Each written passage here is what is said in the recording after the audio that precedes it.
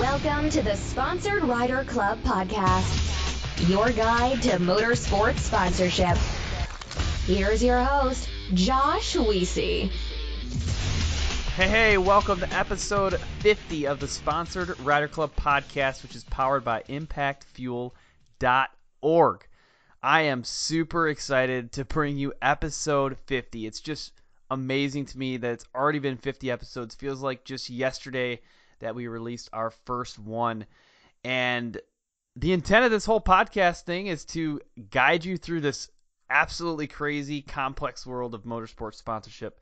And someone who helped me with that a long time ago, back on episode 4, was my good friend Jim Beaver. And he has come back for Jim Beaver 2.0. And in this episode, he is going to be diving deeper than we've ever gone before into some pretty complex sponsorship topics. And he's also going to be giving us some really good updates on what he's been up to. I mean, Jim, if you don't know Jim, you're going to learn about him more here, or you can always go back and listen to episode 4. But he's basically part of Best in the Desert Racing, Down and Dirty radio show host, Project Action podcast host. He races Terracross, works with Polaris Razor, General Tire, Dirtfish Rally, you name it. And he is definitely someone that has a ton of experience and a ton of really good advice. You're going to want to take some notes for this one. Now, before we get into the structure of the podcast, I really want to ask you a couple things. One is I'd love to get your feedback and specifically show iTunes that this podcast is serious. To do that, you can go and leave a rating and review on iTunes. If you're not sure how to do that, reach out to me, podcast@impactfuel.org, and I will help you get through that process. But honestly, I love hearing the feedback from you and actually taking the time to read all those reviews. One I want to talk about specifically is from my friend Sean Endel. He was actually featured on episode 9 of this podcast, and his feedback was this. He left a 5-star rating and said, "This podcast is extremely valuable information regarding attaining and maintaining power sports sponsorship. It has helped me fine-tune my social media marketing strategies and pointed me in the right direction on how to approach sponsors." So that's phenomenal. Love that feedback. Whether it's good or bad, I still want to hear it. Head on over and drop that info. Also, while you're there, subscribe. I don't know what podcast player you're using, but they all have a little subscribe button. So click it so that you don't miss any of our upcoming guests. Specifically, our next one, which is going to be a backcountry snowmobiler and factory skidoo rider, Jeremy Mercier. Following that, we're also going to have our first NHRA drag racer, Megan Meyer. If you want to get insider access to some of the guests and also just have really a good forum to ask questions about sponsorship, go ahead and check out the Sponsored Rider Club on Facebook and request to join. If you do have specific questions for me or guest recommendations, shoot me an email, podcast@impactfuel.org. Now, this episode is brought to you by 4 awesome companies. SolderWeld is the first one that I'm going to talk about. They produce game-changing metal bonding technology products. Next is TopThePodium.com. They are experts in motorsport sponsorship. Bold Racing and Suspension is a family race team, and they are custom suspension experts. And then our newest sponsor coming on to their first episode today is Neverlift Racing Company, and most specifically their product, Armor Kote. You're going to hear more about the Armor Kote products that help basically make the racing life easier.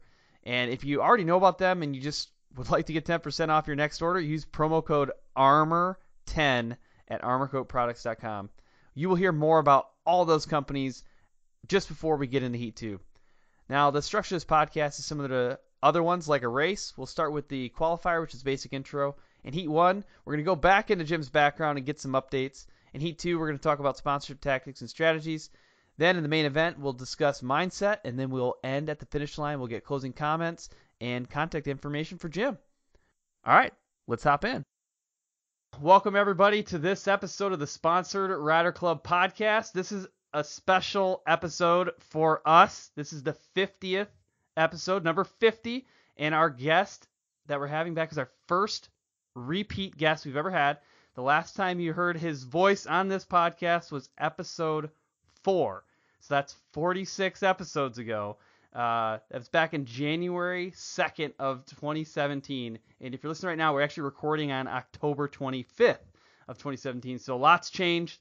And that's Jim Beaver. So Jim, welcome back. And for those of you who maybe missed the intro that you gave back in episode 4, maybe just give us a quick intro about you.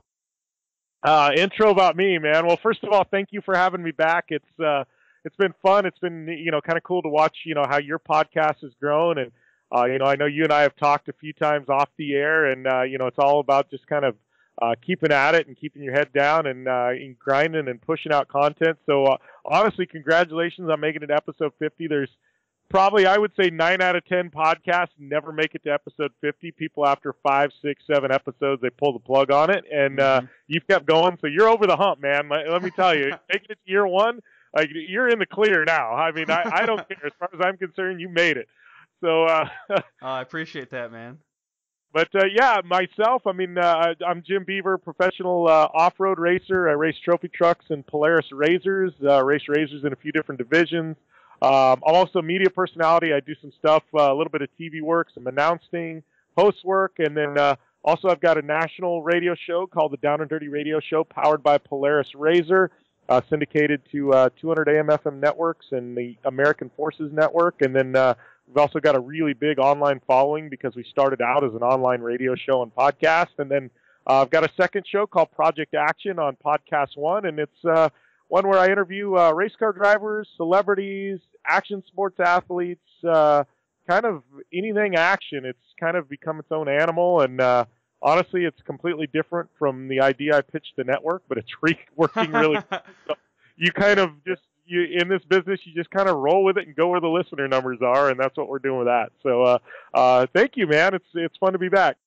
Yeah, I'm pumped. I mean, I was trying to figure out while back, like, who should I have on episode 50? And after about 2 seconds of thinking, that's when I sent you a message like, hey, Jim, what do you think about being on our 50th episode? So I'm really pumped to have you back here. I've gotten a lot of positive feedback about your episode you did before, episode 4.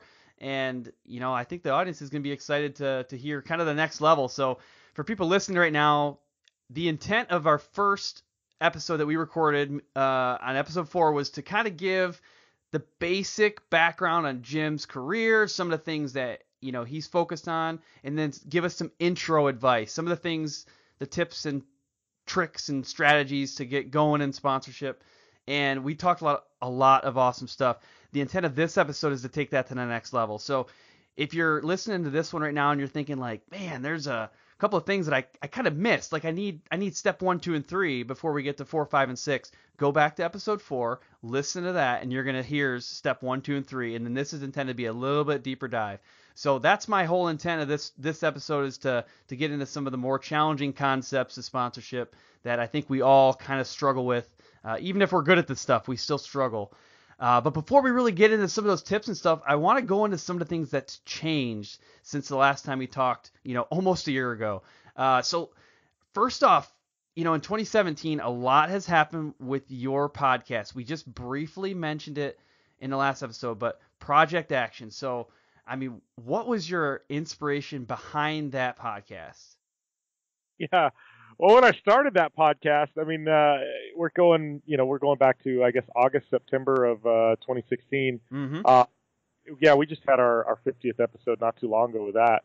Awesome. But yeah, it was one of those things where I've been doing motorsports radio for years, and talking to a lot of the same type personalities you talk to here on on your podcast, and I wanted to do something different where I could interview people in action sports and and some of that type of stuff. And so we started out, I mean, we killed it. We had Jason Ellis and Ken Block, and then my good friends like Sarah Price. And, with a national show, I'm pigeonholed into like 15-minute interviews, or if you take up 2 segments, it's like a 24, 25-minute interview with a 3-minute break in between. And so it's like, I wanted to be able to do something more long form, and then I wanted to be able to talk to more people in different industries. And so it went from being an action sports thing. I mean, we've interviewed some of the biggest and the best. I mean, Pastrana, Block, Ellis, guys like Nate Wessler, good friends of mine. He's a BMX legend. I mean, Paul Rodriguez, but we've also gone into interviewing celebrities and musicians. I mean, I've interviewed Sebastian Bach from Skid Row. My friend Naomi Kyle, who, if you're into gaming, you know exactly who Naomi Kyle is. She's the face of IGN.com, and she's into video games. And so, people like that. I mean, movie stars. Frank Grillo, he just starred in The Wheelman that dropped on Netflix last week, and he's the lead of the Purge series. I've got an amazing guy named Alex Russell. He's from Australia, but he's one of the actors in SWAT, the new TV show on CBS. So it's it's one of those things where we've got, and I'm still interviewing action sports and motorsports personalities, but we're kind of, I call it, now it's kind of become anything action, whether it be action movies or rock and roll or action sports or race car drivers, like, people that live an action-packed lifestyle. And so Project Action, I guess I picked the right name for it. It's just, instead of action sports, we're just all things action at this point. So yeah, it's been a more metamorphosis, but listener numbers are great, and just really kind of it's been an exciting project, in addition to still talking to some amazing race car drivers on the Down and Dirty radio show. Yeah, I think it's awesome too. I mean, one of the things I use your podcast for is to kind of keep up to date on action sports events and things like that. So I don't have to surf the internet or whatever to get caught up on all that stuff. I just listen to at least your intro, and I feel like I have kind of an idea of what's going on out there, and it's really nice for me. It makes it pretty easy to keep up on that stuff. Yeah, and I know we've got a lot of people that listen for that, and some listen for the interviews, and I do some marketing talk in there. I don't know. It's just kind of become a potpourri of just everything I want to talk about. I've even talked about The Walking Dead and and Game of Thrones, I think, at some point. So it's one of those things. Whatever pops in my mind that week, that's what happens on Project Action. And generally, it's action sports are a big part of what I do on a daily basis. So we do talk a lot about that, and then a lot of other things as well. So it's been a fun ride for sure. No, it's good. And honestly, the second thing that I use your podcast for is for guests, because I hear some guests and I'm like, they got to come on my podcast. I don't know how I'm going to do it, but I want to get them on. So Colette Davis, after listening to her episode, I was like, no, she's got to come on this episode. I don't know. I'm going to figure this out because she's got to come on and share some advice. So, and same, I'm kind of working on Antron Brown. I'm at least trying to send the signals his way, because he had some really good advice as well. So you get definitely phenomenal guests that give great advice on that podcast as well. Antron, he's just one of those guys that's got to be one of my favorite people I've ever interviewed. I don't know what it is about drag racers. Courtney Force is a good interview. Antron Brown is a phenomenal interview. And then I just interviewed him last week, 2 weeks ago, and I immediately go, I got to do Project Action with him. But Clay Milliken, he is absolutely the most funniest guy, and we only had him for 12 minutes on the national show, and he drives razors a lot, and that's what he does is his hobby. But I interviewed him, and I'm like, this is the funniest human being I think I've ever talked to. Yeah, I had a good time talking to. Do you may have run into Jimmy Moore a couple times at Bold Racing. Yeah, he's one of the sponsors for this podcast, and he is just hilarious. So I mean, in person, he's hilarious. I had him on, he was on episode 39 of this podcast, and it's fun, man. Sometimes they're just a little bit extra fun, and he definitely brought that to this show as well. For sure. Yeah, it's always fun when you get a guest like that. You don't want somebody with the yes and no one-word answers. Like, you get somebody that elaborates and has emotion, and then it gets really exciting. Yeah, and from the drag racing standpoint, our first drag racer is coming up on this show. We haven't recorded the episode yet, but I've let some people know. Megan Meyer, she's an NHRA, and she's going to come on here, and that's our first time kind of venturing into the drag racing world. So I'm pretty excited to kind of make that expansion. Yeah, it should be good. Oh, that'll be definitely a lot of fun. I've never interviewed Megan before, so that's one I'll have to tune into on your show for sure. Yeah, for sure. Well, cool, man. Well, that's some good info on Project Action, which there's been a ton of stuff happening with that over the past year, since we last talked, and beyond that, back in August, you've been doing a really good job, and I'm excited to see even where that's going to continue to go. But the next thing that I want to kind of talk about, which has been, in my opinion, one of the coolest things to follow in the motorsports world, is the Razor Star Car. So, I mean, first off, I kind of want to understand who are some of your partners with that project, and then also, what are some of the goals ultimately with the Razor Star Car program? It's this has been, and this is one thing that listeners can take away when they're pitching sponsorship. I just inked this kind of related to StarCar, but kind of not, but it kind of segues into what I want to talk about StarCar. But I just inked another sponsor for 2018, and it's for the radio show and then all my racing programs and things like that. But it was something that had been in the works for over 2 years. Mm-hmm. It took meetings and SEMA and events and talk, and we finally are getting it done. And, we're in the contractual process right now, but it took 2 years. And StarCar's like that. I pitched that idea to Polaris 18 months before it actually hit the racetrack. Actually, more than 18 months before it actually hit the racetrack. And they bought into it, but it just took that long to get all the I's dotted and T's crossed. And I think a lot of people, when they're pitching sponsorship, and I say shake hands, meet people, open doors, I think a lot of people want it like now, or they send a proposal and they expect an answer 2 days later and, and a check in the mail a week after that. And it doesn't work that way. It takes time to develop the relationships, to get a business plan, and things like that. I mean, and once in a while they do happen, at the snap of a finger. But StarCar was definitely something that took a long time to put together. And it was even tougher for me to keep it quiet for so long. But some of the goals, it's one of those things. I've been around this industry a long time, racing for a long time. I mean, I'm in my mid-30s.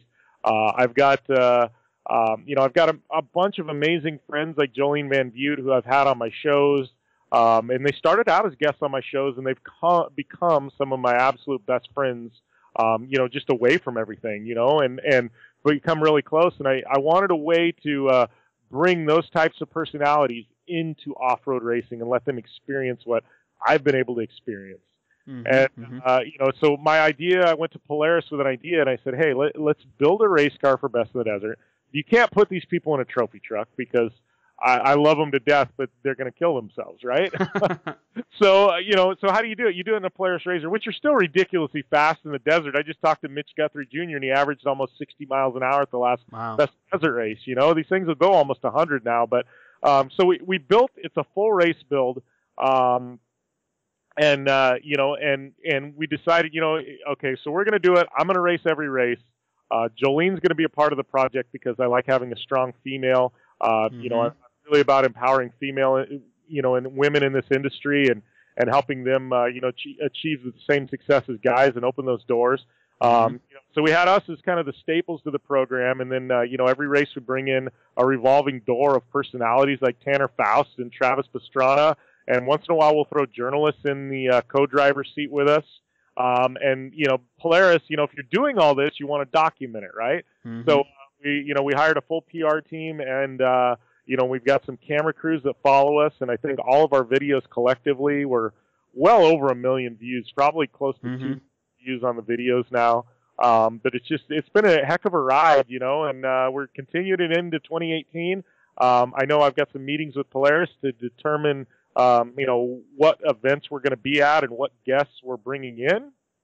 But the project has been a complete success. I mean, I think fans have loved it. It's helped expose RZR to some people outside of the endemic, some people that maybe, weren't really familiar with what Polaris is doing out in the desert and some of the events. But it's been a fun ride. I mean, it's Polaris has been an amazing partner in it. I mean, it is a true factory-backed race program. It's just a little bit different because we're bringing in some celebrity drivers, but I mean, it is 100% a Polaris program. General Tire has been heavily involved as well. I mean, they've been a tire partner with me for, I think, 7 years now. And we've had a great relationship. And, and that was a tough phone call to make. Here they are supporting a trophy truck, and I go to them and say, okay, I need you to spend the same money next year, but we're not going to race a trophy truck, and we're going to race a RZR instead. And they look at you and it's like deer in the headlights. Like, what kind of drugs did you do yesterday, Jim? And then I explained to them the project, and they immediately go, okay. And we've had a relationship long enough. They trust me, and they put a lot of trust in me because going from a trophy truck to a RZR, most sponsors would say absolutely not.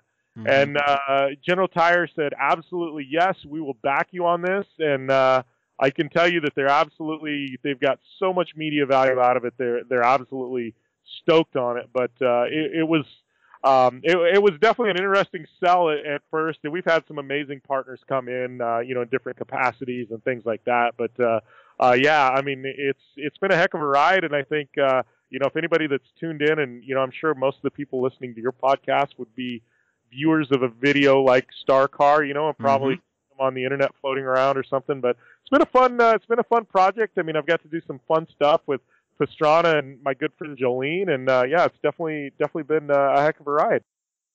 Yeah, and I'll just give people some like insider access to what I was able to experience with the Razor Star Car. So I had the opportunity to go out to the Vegas to Reno race in 2017, and I got to see the Star Car up front, up close and personal, and it's sweet. I mean, it's just a good looking vehicle.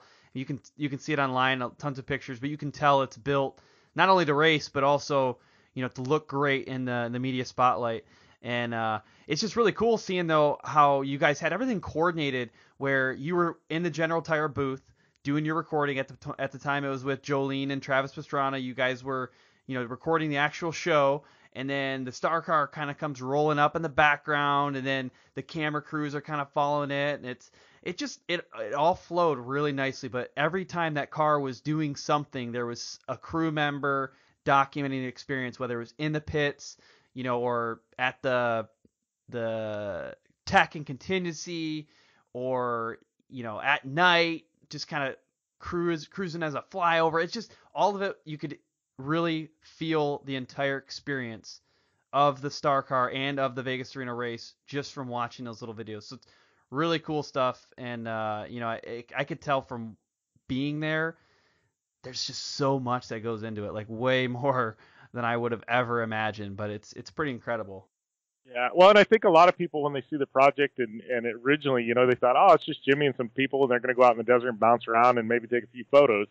And I mean, we've got a full PR team. I mean, we had at Vegas to Reno, we had 2 complete camera crews. We had Car Throttle from the UK that was there. We had obviously Mad Media, who are behind the Mint 400, Jay Anderson's XP1K videos, and they work with Joey D at UTV Underground a lot. They were one of our crews. We had Car Throttle from the UK. We had multiple photographers. We had my publicist, Jenna Horsey, who handles Tanner Faust, and she also handles Frederick Osbo.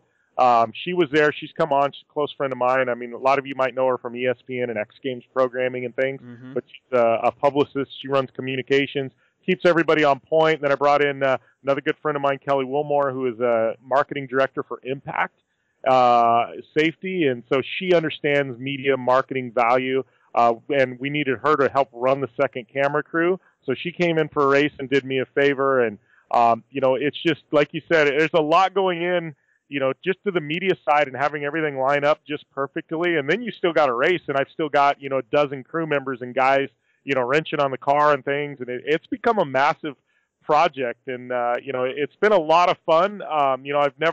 It's hard enough to run a race vehicle, but then when you add in all this media and cameras and stuff, it takes everything to another level. But it's been a fun experience. I can tell you, I've learned a lot this year since this program has launched. One about marketing and media and value and what sponsors are looking for, and and just about how hard it is to run a program like that. I mean, I've been to the Indy 500 this year behind the scenes.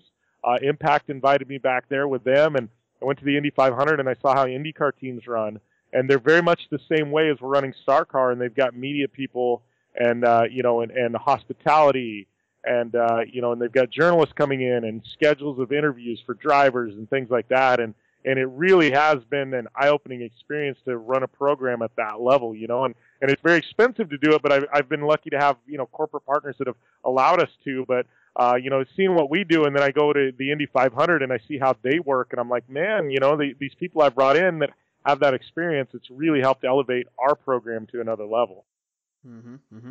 Yeah, it's, again, very impressive to watch. I know at Vegas to Reno, I was trying to run 2 cameras for our race car, and I was like messing that up. It's really a ton of effort. And for people who don't know, if you're listening right now, Vegas to Reno is like 550 miles, so and it takes forever. So that alone, like the mental prep and the strategy of your, coordinating your pits at the right time and actually finishing or even coming close to finishing that race, it's all incredibly difficult. Throw in this huge multi-crew camera videography program, and it's just a whole nother level. That, and just, like you're saying, from a publicist standpoint, conducting and coordinating interviews, and then making sure that like Travis and Jolene and yourself have access to fans and stuff during that time. It's a whole ordeal. I don't know how else to say it. It's huge. Yeah, it definitely is. I mean, it's like you said, I've, and that's the biggest thing in motorsports, I can tell people is, and I learned that very fast I raced for a long time, but then when I got into media and marketing and, and things like that, the best thing you can do, whether you're a very small program or you're a very big program, is surround yourself with really good people that you trust in, and you can delegate, and you don't have to worry about certain things, and I think that's what I've done with StarCar, and I've tried to do with radio and some of the people and personalities surrounding me and people behind the scenes that people, that listeners to my show don't even know are there and don't even know their names. But I've surrounded myself with an amazing group of people I trust in, and they can help take some of the load and some of the burden off me. And whether you're running the local dirt track or you're running an ATV and you just need a good help mechanic, in the pits, so you can, when you get off your bike in between motos, you can get a drink of water instead of having to immediately go and wrench on your bike. Just things like that. There's a trickle down, and it's surrounding yourself with good people who you trust. And I think that's the key to motorsport right there is finding those good people. Yeah, definitely. And I'll give an example because I feel like I got a lot of benefit from going to the Vegas to Reno race from an exposure standpoint and making connections. But it was all started with a trusting relationship with Jimmy Moore of Bold Racing. So Jimmy had been sponsoring me, and I had been chatting with him over the phone for almost a year. And then basically one day he called me and was like, "Hey, you want to come pit for me at Vegas to Reno?" And initially there was this like flag that went off my head, like, no, of course not. That's outside my comfort zone. Why would I go outside my comfort zone? And but he was like, "Dude, you gotta trust me. This is gonna be amazing experience." And so I was like, "Sure, tell me where to be." So I booked a flight, flew out there. I mean, he coordinated all my pickup, drop off from the airport. He let me stay with his family for a week and like learn his car, and he helped me schedule interviews with people, and like all of that started with trust. And it was something that I'd known this guy for a while, and I had built that trust up a little bit. I said, yeah, let's take that leap of faith. And in the end, it was for me probably a life-changing experience. It was really phenomenal, and it gave me access, with your support to Jolene and Travis as well. So, and that's phenomenal. Yeah, well, I'm stoked you were able to get some interviews. I know it wasn't very long, and it was one of those things where we had a million obligations, and like I was stoked you were able to get them even just for a few minutes. Yeah, I got Travis Pastrana for like 1:30 and Jolene Van Butte for like 2 minutes. I'm happy. I was a happy camper, and I ran into Travis later that night, and I got to chat with them just kind of off the air, and it was phenomenal. They're both awesome people. Yeah, both of them are really good friends of mine, and Travis, it's funny because a lot of people wonder, they see him on TV and they see him on social media, and he's this wild, crazy guy, and everybody wonders what he is behind the scenes. I'm like, no, he's the same way in real life. Mm-hmm. Like, Travis is Travis. Like, he doesn't put on a face for TV. He's literally that nuts all the time. It's funny, but yeah. Oh man. Well, cool, man. Well, hey, the next thing I want to do is talk about sponsorship tactics and strategy again and go kind of that next level. But right before that, I want to take a quick minute to thank the sponsors for this podcast. I want you to think long and hard about this next question. Where do you think you should be spending your time at? Should it be on developing a sponsorship program, or should it be on cleaning the mud and dirt and filth and grime off your machine? I'm hoping that the answer you're thinking in your head is that you'd like to spend it on your sponsorship program. That's why you're listening to this podcast, and that's where you should be focusing your off-the-track time. But sometimes that mud and grime and whatever, it's there, and you got to get it off your machine, right? And that's actually why I want to talk to you next about Armor Kote, brought to you by Never Lift Racing Company. So Armor Kote products help prevent mud, clay, ice, all that other garbage stuff from sticking to your machine, and ultimately it ends up cutting your cleanup time in half. And I mean, your machine looks great. It leaves essentially a water-resistant shine, helps fight corrosion, and you can use it on like multiple surfaces. So it's ultimately fantastic. And really the purpose of this product, like I said before, is to make the racer's life easier. Now, if this at all intrigues you, I want you to check out Armor Kote at armorkoteproducts.com. Kote is spelled with a K. And when you get there, use promo code ARMOR10 to get 10% off the products. Have you ever been out on the trail or at the track or in the middle of the desert and something breaks? Well, of course you have. We've all been there. But a lot of people at that point, they reach into their trusty toolbox for the duct tape or the zip ties or wrenches to fix their machine. However, there's a feeling that you get when you realize you need more than just duct tape to fix that rock chip in your radiator. That's a horrible, horrible feeling to have. And that's why I'm going to tell you next about SolderWeld's metal bonding products, specifically alloy sol. So this product gives you a longer-term fix than JB Weld, which is just going to get you back to the trailer or back to the pits.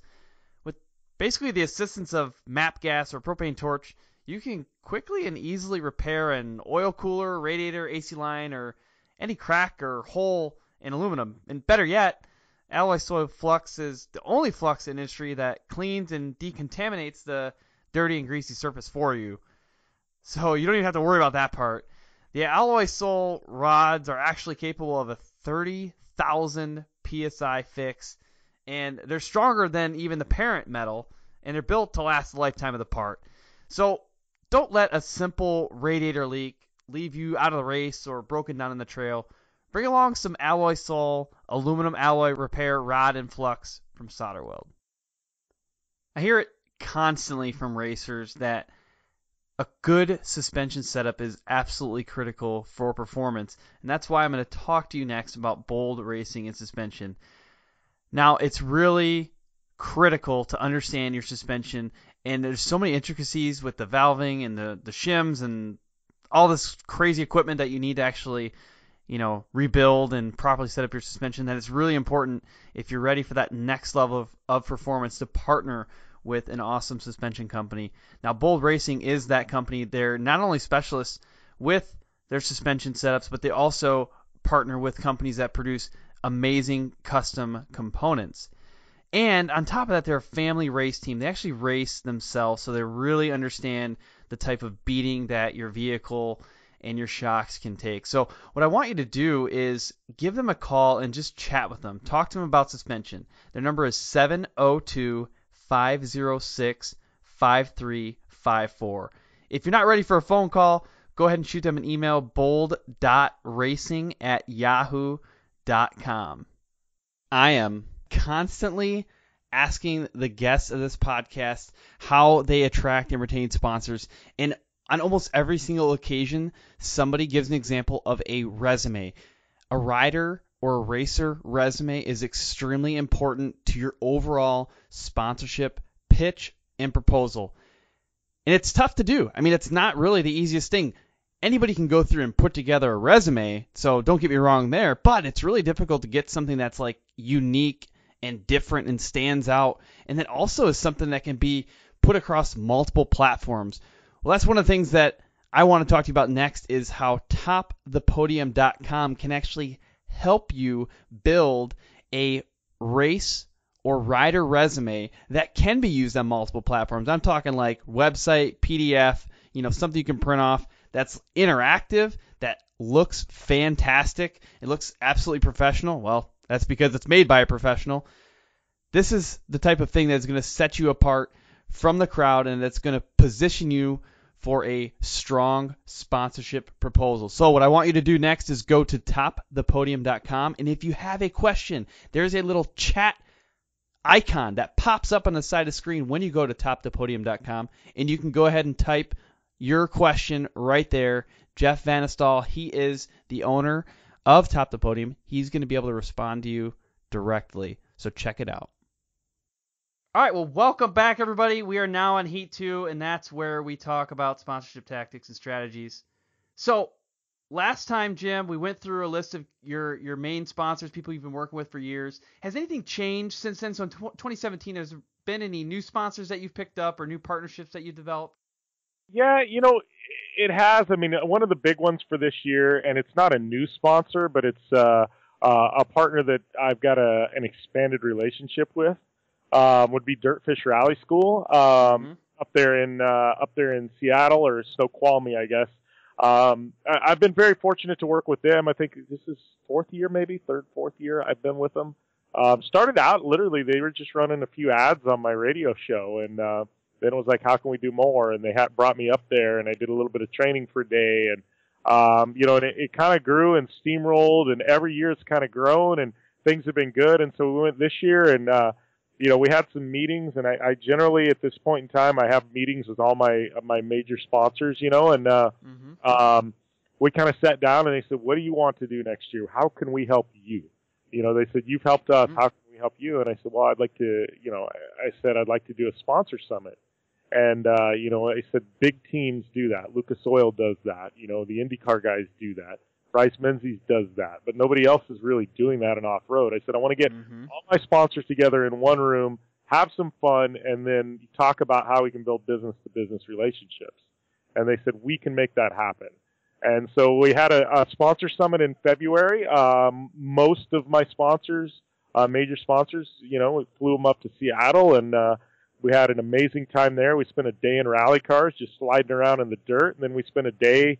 They have a conference room there. Had a catered lunch and spent a day talking about business-to-business relationships and, how we can make things grow and do better with each other. And it was just an amazing time. And part of that deal is they wanted to, and I was really honored to make me a helmeted driver. And I think in their history they've only had 4 or 5 helmeted drivers. Talking David Higgins, one of the greatest, one of the greatest rally drivers in the world, factory Subaru driver. I mean, I think they had Antoine Lestage from Canada. He was one for a year, and then they've got James Rimmer and Connor Martell.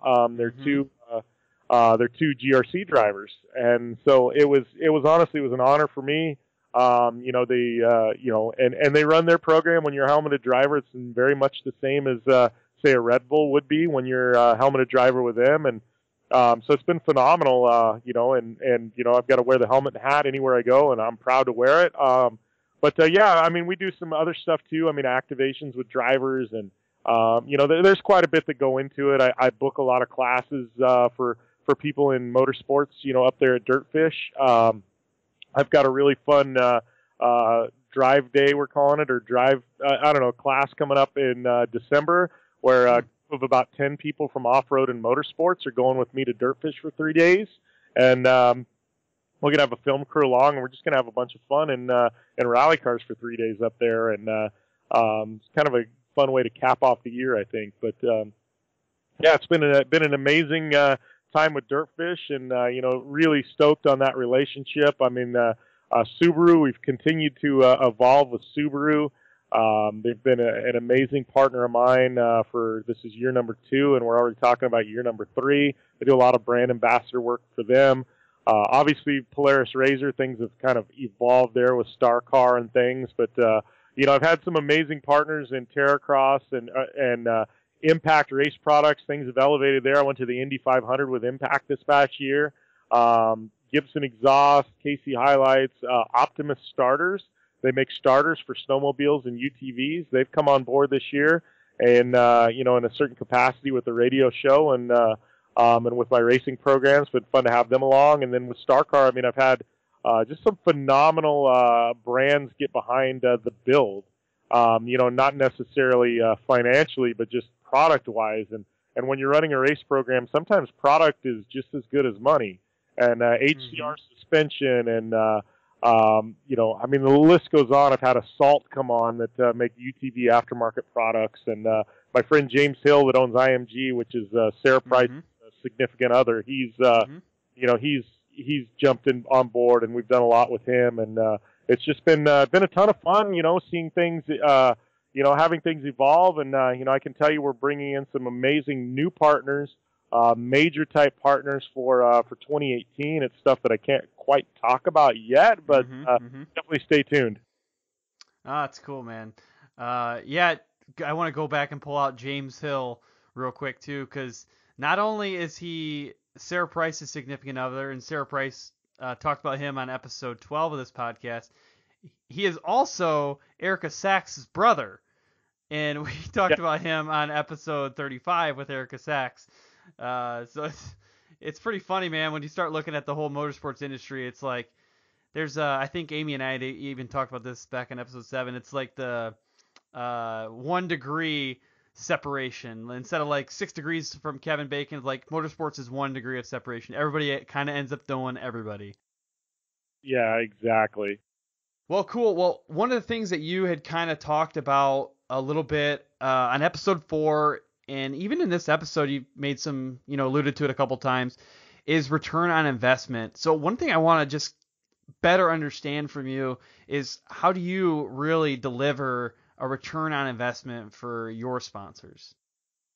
Return on investment, it's definitely one of those things where it's hard to quantify. And I've had, the biggest thing is understanding return on investment. People go, they saw that my logo on TV. And, and to me that, a lot of people, they need that exposure. But other companies don't need that exposure. They're already well established. I mean, they need sales, or they need business to business relationships. So everybody's return on investment is different, right? So you got to know what the brand you're dealing with, what they actually need. Don't just think they need, exposure and a logo on a vehicle, because, a lot of companies, the logo on the vehicle is just icing on the cake. They don't care. They need something else from you, whether it be, you to make appearances, or you to talk for them, or, you just don't know. So everybody's return is different. So it's hard to measure, there's no real way to measure it. I mean, I can tell you that I do, and I've taken this from Alex Striller, who had the opportunity to interview him, and I've read both of his books. He's an amazing brain as far as marketing goes, but he calls it the Rule of 25, where, say you sell $10,000 in sponsorship, $2,500 goes back of that into paid marketing. And that can be either, magazine articles or ads in Racer Magazine, or social media advertising, or making videos, and hiring a film crew. So you take 25% of all of your sponsorship income, reinvest it into your program. So regardless of whether you're on TV or you get a photo in a magazine, you can show your sponsors something. And I've definitely taken that to heart. And I do, whether it be social media, I'm working on some potential magazine stuff here coming up, but videos with Star Car. I mean, we've done some amazing videos. It's so I've definitely I've taken that to heart. I reinvest in myself, and on top of that, you get everything you get from a traditional race program, and generally sponsors are happy. But I think it's very important to sit down, and before you even ink a deal, find out what they need, because if you don't know what they need, you're not going to be able to deliver. And every company is different. And and I've sat down with companies who wanted to spend money, and we talked, and I knew I wasn't going to be able to deliver what they needed or wanted. And so we didn't do a deal. It wasn't because they didn't want to do it. It was because I knew I couldn't deliver. And I don't want to, I would rather shake hands and say, you know what, maybe again in a year or 2 years, our marketing objectives will align, than take their money. It'd be a failure the first year. They never come back, and there's bad blood. Not necessarily bad blood, but it was a bad relationship. So I think a lot of people, they see the dollar signs, but you have to produce. and to keep a sponsor long term, whether it be get them to sign the second year or for a third year, or you see some of these like Carl Renesetter, who just retired. I mean, he was with Lucas Oil for 15 years. That's unheard of to have a title sponsor for 15 years. I mean, I've been with General Tire for 7, and that's a long time. Right. But you've got to sit down and you've got to talk with them, and it's very much a marriage, just like you would, whether your girlfriend or your wife. You've got to sit down, you've got to communicate, you've got to talk, you got to be on the same page. And I think a lot of people, they forget about that, or they don't do that, and that's when bad things start to happen in sponsorships, when you're not on the same page and you don't know what each other's objectives are. Yeah, that's a really good point. I kind of want to pull in an example of my own right now, because I made a recent connection. It was actually at the Vegas to Reno race in 2017. I made a connection with the folks at SolderWeld, and I interviewed them, and after that we kind of just stayed connected and had several conversations, and they kind of approached me like, hey, what's all involved with sponsoring this podcast? What are some things that you might be able to offer? And I kind of returned and said, well, what are things you're looking for? And it was interesting. Something I hadn't really expected was outside of them just trying to sell some of their additional product. Like that is one of their goals. They want to sell more of their product to the right audience. But additionally, they wanted to make connections to specifically desert racers that wanted to improve themselves, which meant those people were probably listening to this podcast, but also people who were, ready to test out some new product and ready to showcase, their product, specifically SolderWeld. And that was really one of their main objectives was that they wanted to make connections with the type of desert racers that listen to this podcast. So if I hadn't asked that ahead of time, like I might have done things a little bit differently, or maybe I wouldn't have even met their needs. But initially, after he went through that and we talked about the details, I said, okay, well, here's some of the people right off the bat that I think would be a good fit for your program. And, we started making connections right away. And that was one of their goals. And I don't know if that's obvious. Like, I don't think that I would have initially expected that to be a goal for an organization. Yeah, and it's just like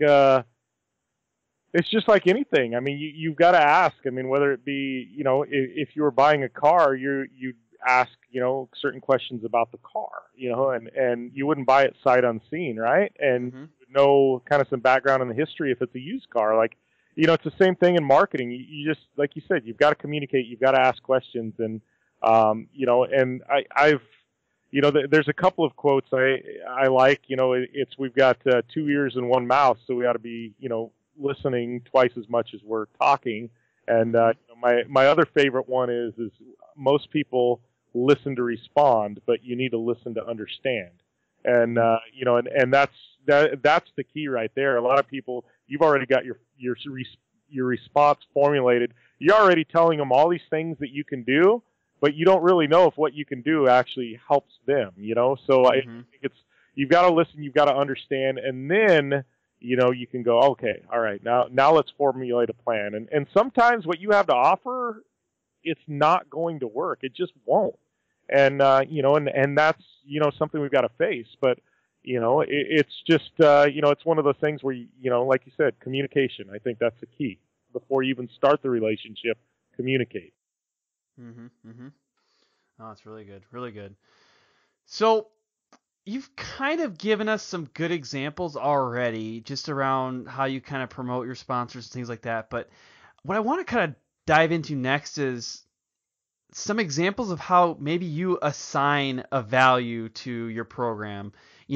I'm thinking of like, hey, I'm going to do 1 million views for this video. How do you then say that this generates some sort of value? Or I don't know, what's your strategy behind that? Assessing a value is kind of interesting. It's one, I would rather formulate long-term relationships than short-term ones. So I would rather take less money over multiple years than a ton of money in 1 year. And, so that's always been kind of my goal. And, and then I've always, I would rather charge less and over deliver, and keep people happy. I know a lot of people that go and they just want to hit a home run year one and it's the cash in, and I never approached it that way. But, ROI, or, valuing what you do. I mean, obviously there's some good sources. Alex Striller's book's amazing. It tells you how to go basically every cent, every exposure. I mean, I track every impression. I provide reports to partners. I think that's another thing that's key that a lot of people don't do is they don't report back. They take the check and then, and then sponsors never hear from them again. And that can't be the case. I mean, I'm on the phone with my sponsors every week, every other week. I'm giving them reports. I'm providing materials. They know exactly what I'm doing at any given time, and that's very important. But assessing a value is tough, I think, and you've got to know what the market will bear. I mean, I know, in a certain category in the race industry right now in off-road, there's a lot of companies in that space, but nobody's really spending dollars. And to get dollars from a company in that space, you've got to have something really interesting. But it's actually, a lot of them are doing product and podium incentives. And, and instead of taking product and podium incentives, I'm looking for product and financial help.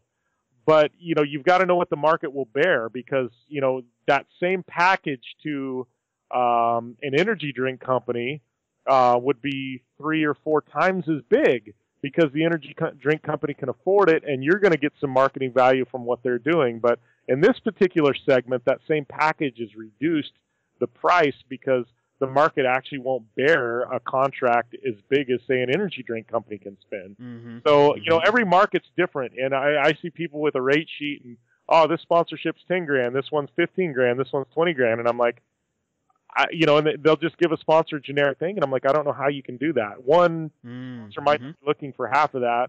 And two, somebody in that category, they may not be able to, afford that. So, and it's just some companies, they may be able to, spend a lot of money because they're an auto manufacturer, a tire manufacturer. And then you've got other companies that they may only do $500,000 in sales a year.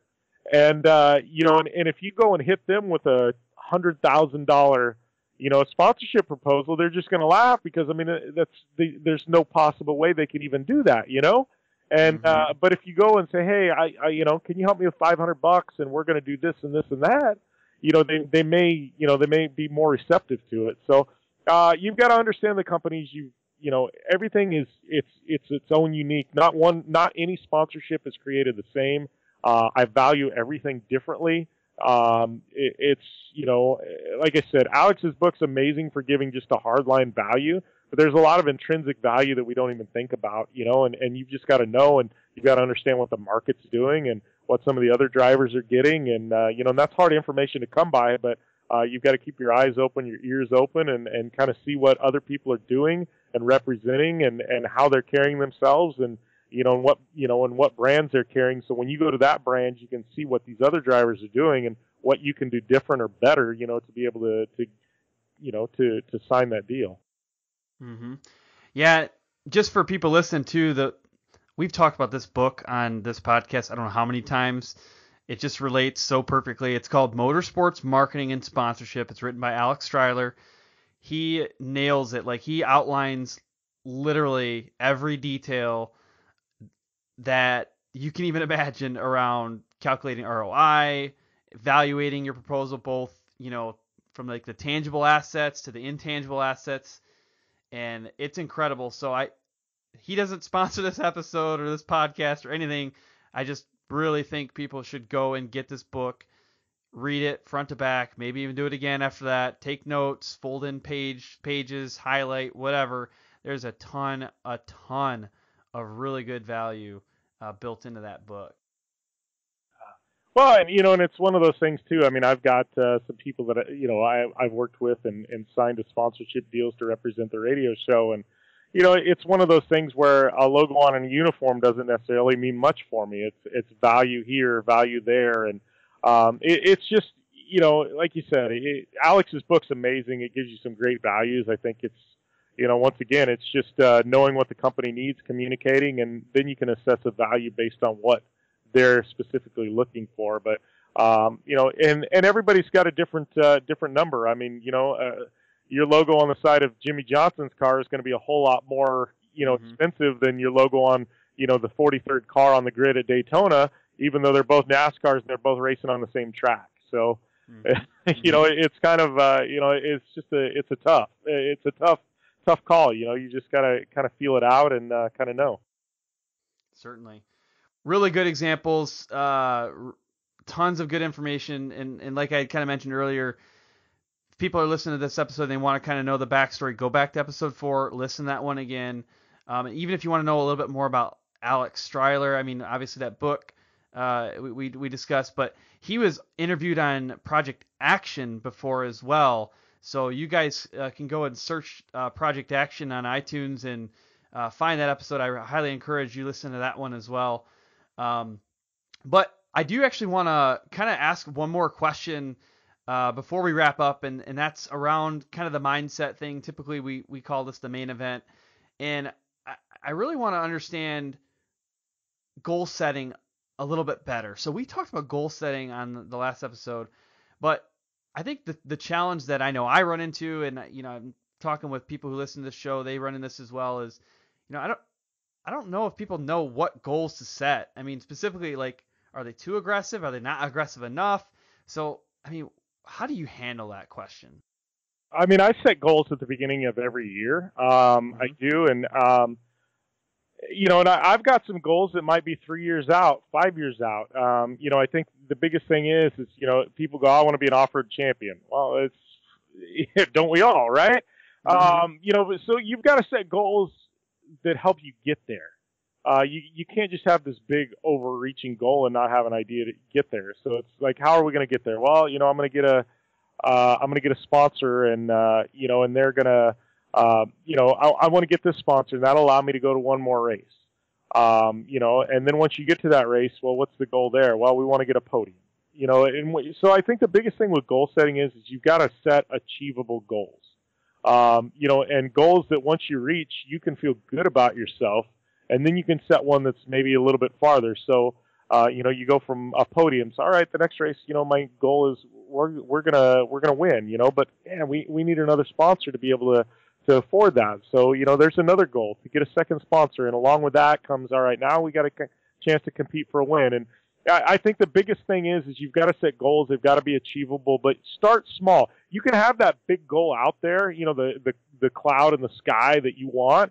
But, there's got to be a way to get there. And I think it's the same with building a podcast or something. I mean, you start out and you don't want to go, I want 10,000 downloads a week. It's unachievable out of the box. What do you do? All right, well, we're going to go and we want 100 downloads a week. That's achievable, right? You can do that. You work and then you get to 100 and it's like, all right, so our next goal, we want 250 downloads a week. So, and you slowly work to that, but you can't just say you want this big goal out there that's 10,000 downloads, because you're not going to achieve it right away. Then you're going to get frustrated and you're going to quit. And I think that's the biggest thing is people, when they set their goals, they don't set things that they can actually potentially achieve.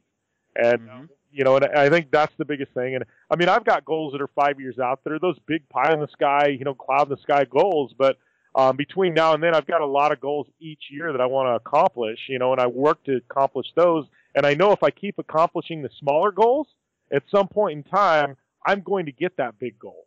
But it takes a lot of small goals to get the big one. And I think that's what people lose sight of. They just have this big goal out there, whether it be that $100,000 sponsor or a championship, but to get that $100,000 sponsor, first you've got to ink a $100 sponsor, so you got to start there at the small one. And, you get the local convenience store to give you $100 for the car or for your dirt bike, that's a big deal, right? And you work your way up, and I think people want it all now. And I think that's one of the biggest failures in sponsorship and in racing and in life is people don't have patience and they don't want to work to achieve the big goal. They just want it now. And I think that's a big thing. Set goals, but set them achievable and have in the back of your mind that big goal, but don't expect to achieve it next week. No, that's great. And it actually reminds me of one of the other times we talked about goal setting on this podcast. I think it was episode 44, and that was with John Short. He races motocross and supercross, and he was saying that he does goal setting in relation to his, target finish for races. So he's like, one year I said he was not a contender, right? So he said, next year I want to become top 15. And then he did that. So he was consistently finishing in the top 15. And then he said, guess what? Next year, top 10. But he didn't immediately say number 1. He knew that just wasn't going to be feasible based on where he was at with his race program. So he was able to bite that off into like smaller chunks and make it more attainable. And he felt like he was winning year over year. Whereas if he would have said, I need to hit top 3, every time during his first season or something, he would have been disappointed and he may have quit as a result. So I think that goal setting and making it attainable is really, really critical. Yeah, I completely agree. I mean, same thing happened in Terracross. It's something new to me. I'm really good at desert driving. The short course and Supercross and Razors is new. And, I started a goal a couple years ago. I didn't do well. I was like, all right, we're going to finish some races this year and figure it out. Last year it was like, all right, we're going to be competitive. This year I was like, all right, we're going to take podiums. And next year it's like, all right, we're going to take wins in a championship. And, and last year I was competitive. This year I took a couple of seconds and a third, and I was second in the points championship. And, next year we're going for wins in the championship. But, it's one of those things even now, it's like in that it was a new series I was coming into, and to win a championship in year one wasn't in the cards. It wasn't going to happen. So I had to set these smaller goals, and, we'll find out in 2018 if I can take wins in a championship. But, I'm not saying I can or I can't. I'm just saying, we've every step of the way I've had these smaller goals, and so far it's working and it's paying off. But I've been putting in the time. I didn't expect a championship year one. Oh, that's great. Well, Jim, we're at the finish line. We're going to kind of wrap things up here. So I actually just want to remind people, what's the best way for them to connect with you? Definitely. I take questions all the time. I say this on my shows and everything. I love fan questions. I don't care if it's on marketing, sponsorship, racing. I mean, guest ideas, whatever. I get the most random, crazy questions sent, and I try and get to them all. Sometimes I answer them personally in the DMs. Other times I'll actually answer them on the show. I would never, something personal that people share with me, I would never share that on the show. But, if it's just a random question, who do you think is going to win Supercross this next year? Well, that might get answered on air. But you can hit me up at Jim Beaver 15 on Facebook, Instagram, and Twitter, or you can go to downanddirtyshow.com and you can leave me you can use the contact form on the website and shoot me an email through the contact form. Oh, perfect. Well, Jim, thanks for joining us again and being the first ever repeat guest on this show. And at this point, I am going to leave you with this. Have fun and ride safe. Thank you very much for listening to this episode of the sponsored Rider Club podcast. Make sure that you subscribe so that you don't miss any of our upcoming guests. Next up, we have Jeremy Mercier of Skidoo. And following that, top alcohol NHRA drag racer Megan Meyer. Please head over to iTunes, leave a rating review. Love to hear your feedback there. And a special thanks for this podcast goes out to our sponsors, Neverlift Racing Company, SolderWeld, Bold Racing and Suspension, and then TopThePodium.com. Make sure that you are following the sponsored Rider Club podcast on social media. You can find us on Facebook, Instagram, or Twitter. One last thing I want to talk about is Impact Fuel. It's an online community aimed at turning your riding experiences into sponsor-funded charitable donations. By simply posting your mileage or your podium on social media and tagging or mentioning Impact Fuel, you're essentially creating a financial donation for Impact Fuel's featured charity for that month. And you don't have to give any actual money. We take care of that with our sponsors. To find out more, visit impactfuel.org or check us out on Facebook, Instagram, or Twitter. I look forward to serving you again next week. Until then, have fun and ride safe.